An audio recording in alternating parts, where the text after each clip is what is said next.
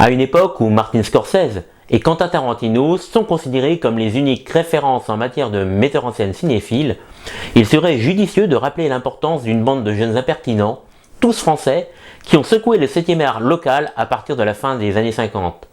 Biberonnés aux travaux de Jean Renoir, Alfred Hitchcock, Orson Welles, Anthony Mann ou John Ford, ils comptent bien régénérer une industrie locale à bout de souffle selon eux.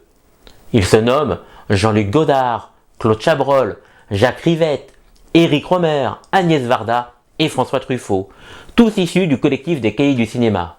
D'éminents critiques, ils vont acquérir le statut de réalisateurs d'envergure. Et Les 400 coups de François Truffaut devient le premier porte-étendard de cette fameuse nouvelle vague, en triomphant devant le public cannois en 1959.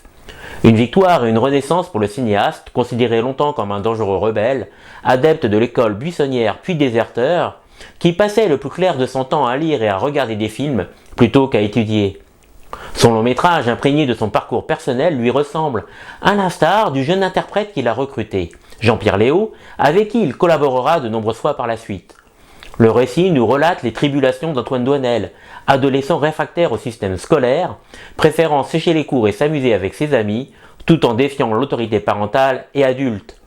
Écorché vif, il démultiplie les bêtises et les erreurs, fait preuve d'insolence et supporte très difficilement son malaise et sa singularité. François Truffaut excelle dans ce portrait poignant d'une enfance non pas malheureuse mais incomprise, tableau affiné par la performance de son comédien. Surtout, le metteur en scène ne se complaît jamais dans un manichéisme réducteur et décrit avec subtilité un engrenage autodestructeur. Plus Antoine cherche à se délester de sa réputation douteuse en tentant de se racheter, plus il s'enfonce en raison d'un environnement hostile.